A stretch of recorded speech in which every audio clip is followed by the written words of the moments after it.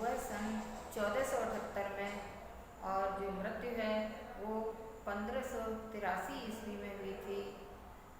और इनकी जो मुख्य रचना है सूरसागर, जो एक ऐसी कृति है जिसमें 8 या 10,000 पद जिसके केवल हमें उपलब्ध हो पाए हैं, और जो एक गीत काव्य है, और इसको हम लोग इसके पर बड़े हम तन्मयता से गाते हैं। इनकी 3 रचनाएं इन हैं सूर सारावली, साहित्य लहरी और सूरसागर।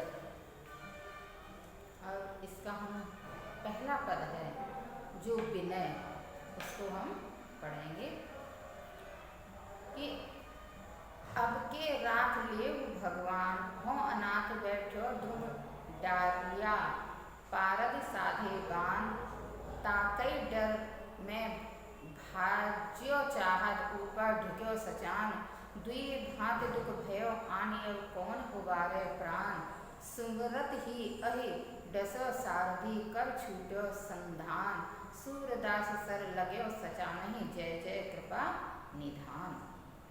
जो ये प्रस्तुत पद है यह है सूरसागर महाकाव्य के विनय शीर्षक से अवतरित है और इसकी रचनाकार सूरदास जी हैं।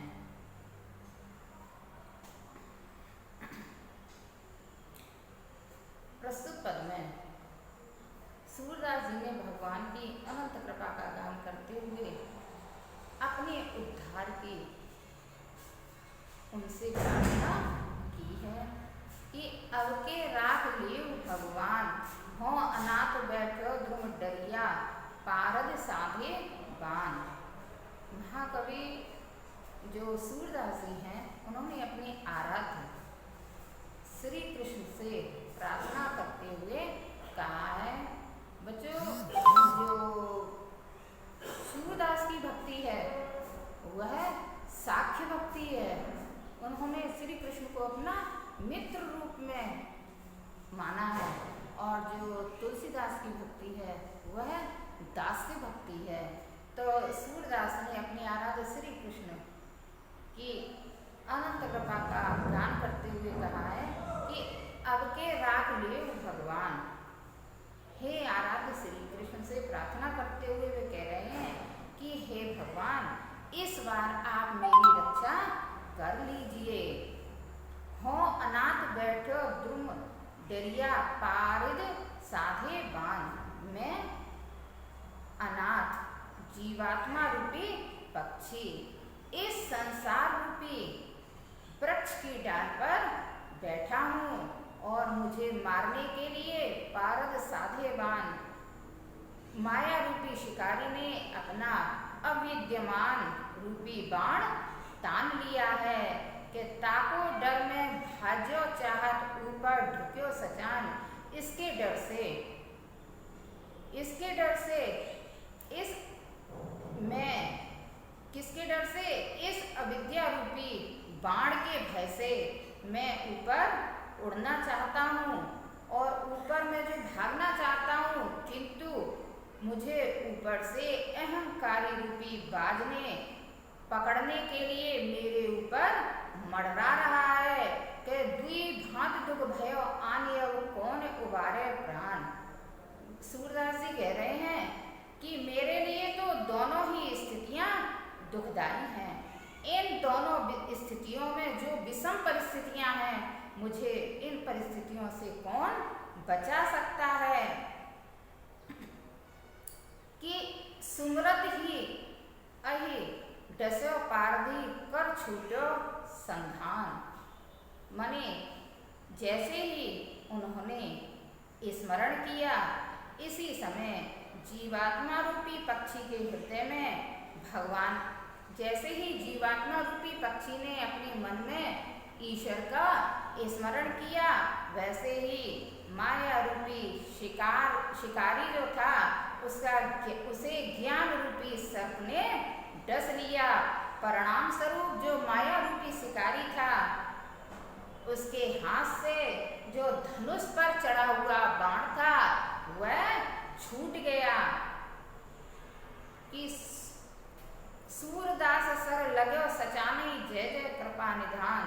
सूरदास जी कहते हैं कि अविद्या रूपी बाण जो अहंकार रूपी बाज के लग गया, जिससे जीवात्मा रूपी पक्षी को जीवात्मा रूपी पक्षी को ग्रसने के लिए ऊपर मड़रा रहा था, इस प्रकार भगवान ने उस जीवात्मा रूपी पक्षी को दोनों दुखों से बचा लिया। सूरदास जी के दया के भंडार भगवान की जय हो। हे कृपा के निधान आपकी जय हो। जय जय। बच्चों, यहाँ पर पुनरुक्ति प्रकाशन अलंकार है। भाषा पूरे में ब्रज भाषा है और पूरे में सूरदास के जो हम पद पढ़ेंगे इसमें पूरे में शांत एवं श्रृंगार और भक्ति रस है, और जो शब्द शक्ति है यह लक्षणा और व्यंजना है, गुण प्रसाद है, छंद गेय है।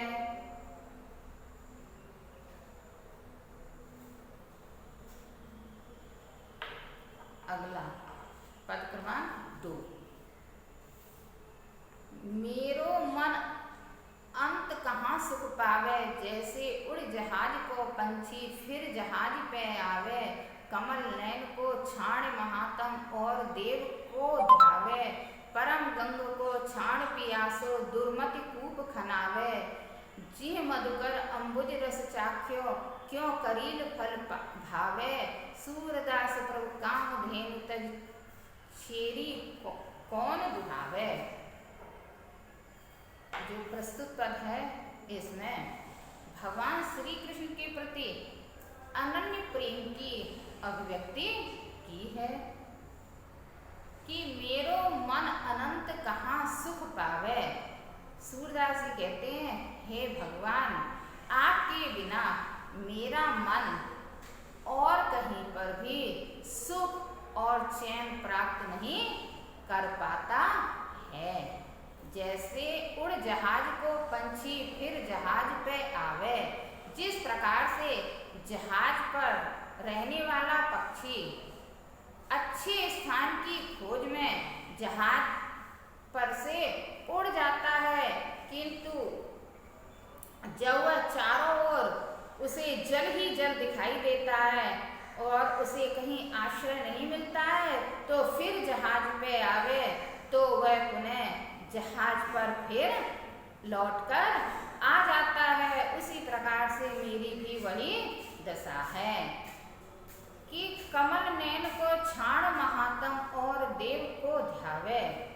माने वो कह रहे हैं कि मैं अपने जो कमल नयन भगवान श्री कृष्ण हैं उनकी महिमा के गान को छोड़कर अन्य देवी देवता की आराधना नहीं कर सकता हूँ, क्योंकि परम गंग को छाण प्यासो दुर्मति कूप खनावे।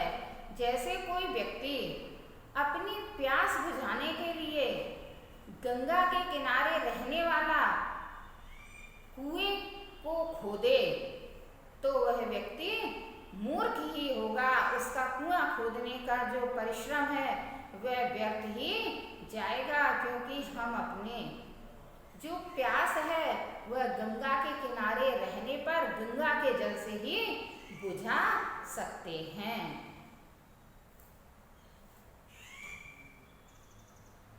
कि जिन मधुकर अंबुज रस चाख्यो क्यों करील फल भावे,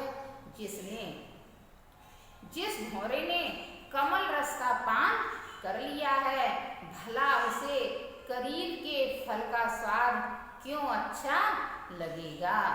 कि सूरदास प्रभु काम धेनु तज छेरी कौन दुहावे। सूरदास कवि कह रहे हैं कि जिसके पास संपूर्ण कामनाओं को पूर्ण करने वाली कामधेनु गाय है, वह कामधेनु